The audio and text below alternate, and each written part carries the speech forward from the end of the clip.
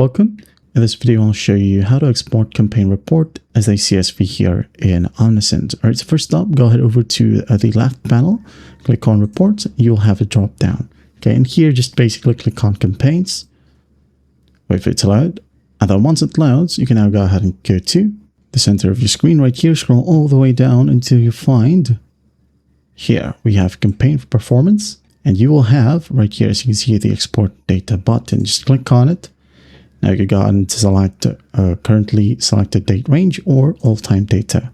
Click on export, wait for the process to finish. As you can see here, preparing your export, you can download it from your exports tab, which is basically here. Okay, as you can see here, it says ready to download. Well, what you'll do is just click on this download button. And as you can see, the file type is just saved as a default Excel sheet. Okay, so what you'll do is just go ahead and save it for now, like so.